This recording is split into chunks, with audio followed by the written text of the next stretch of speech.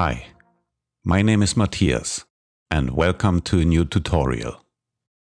We all spend a lot of time editing, and finding the workflow which really fits your personal needs and wishes can be challenging.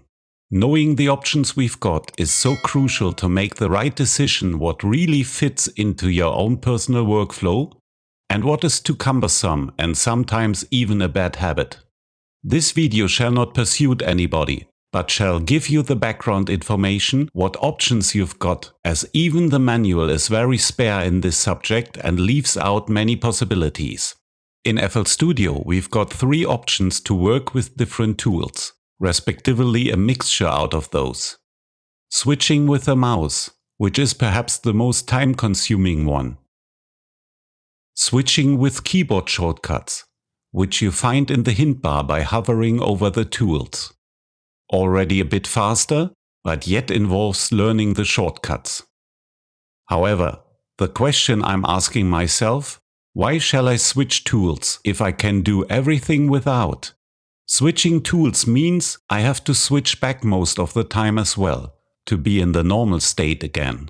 In many other DAWs, they call their standard tool, which would be our pencil or brush tool, a smart tool, because it can do multiple actions depending if you're left or right clicking, respectively at which point of the target you are applying the action.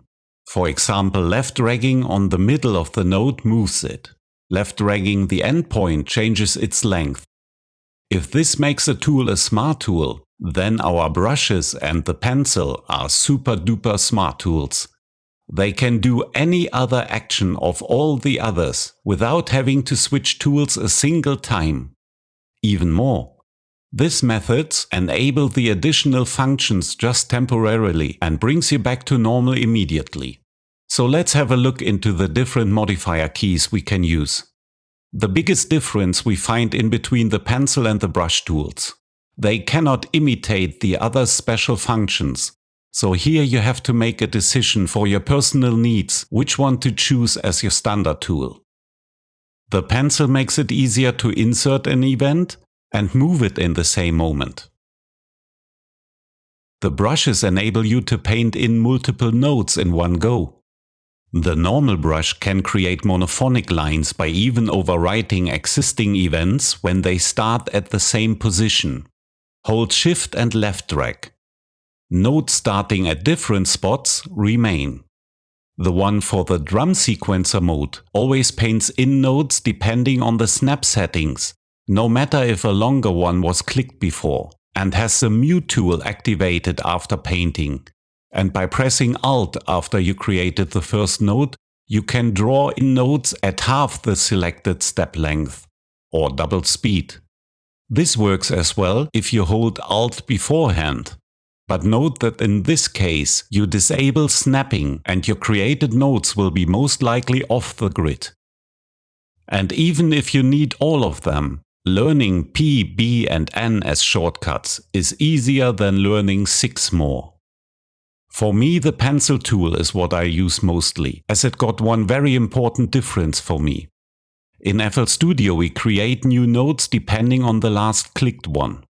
The pencil allows me by Shift left click to insert a note depending on the selected snap settings, no matter which note I clicked before. So clicking an 8th note gives me an 8th again when left clicking. Holding Shift though gives me a 16th, because I'm on main here and the global snap is set to line, which gives me a 16th as smallest division. Setting the main to half step and doing the same gives me a 32nd instead, no matter which note I clicked before. The normal brush tool don't have this functionality. If your last clicked note was an 8th, it paints 8th notes again. To go back to 16th, you would have to create just a single note, resize it and start painting again. And the drum sequencer mode just paints notes depending what your snap settings are, respectively cutting them in half by holding Alt, but you cannot paint for instance 8 notes without changing your snap settings. But this is my choice. You decide what you need most. There are a few smaller differences between the three, which would go too much into detail here. So please open the piano roll in your FL Studio, hit F1 and go through the manual of this section. I neither go through the click and hold gestures, which you can enable in the General tab. Experiment with them if you're interested. With any of these three main tools selected, you can use the following modifier keys to get the functionality of the other tools, just for this moment, and being back to normal directly afterwards without any further interaction. The delete tool is in my opinion the most redundant. Every of the three main tools have deleting in the same manner automatically mapped on the right mouse button. Either a single right click for deleting one note, or right-click drag for deleting multiple. Next, there's the mute tool. For muting with the pencil and the normal brush tool, just hold Alt-GR on your keyboard and either left-click single notes or left-drag over multiples. The drum brush tool has this automatically inbuilt when hovering over existing notes, so no need for any modifier here. Hold the Shift key on the right-hand side of your keyboard underneath the Enter or Return key to get the functionality of the Slice tool. Right-hand side Shift plus left drag for slicing. Letting go Shift after having started to slice let you slice stacked notes at different positions. Right-hand side Shift plus right drag to slice and automatically delete the shorter part of the two newly created ones. When slicing in the middle, always the latter part will be deleted. And of course slicing at different positions with auto-deleting the shorter parts, with releasing Shift after having started to drag. Just note that this modifier key here just works when you start the action on empty background, as Shift dragging an event copies it, even with the Shift key on the right-hand side of your keyboard. To replace the Select tool is perhaps the most known modifier key which many probably already use. Just hold Ctrl and left-click for selecting single events or left-drag for selecting multiple.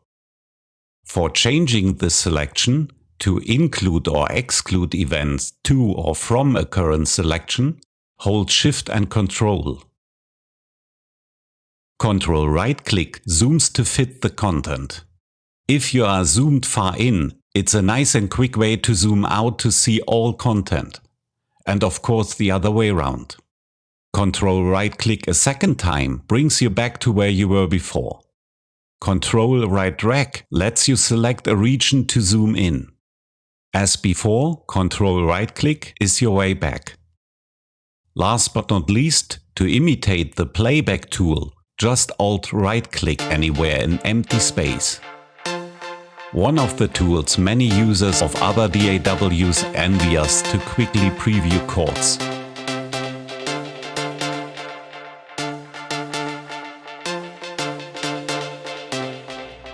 As you can see, there is actually no need of switching tools most of the time. Please give it a try and have a look if these modifier keys cannot speed up your workflow as much as it did for me. Have a great time, stay tuned, and thank you for watching.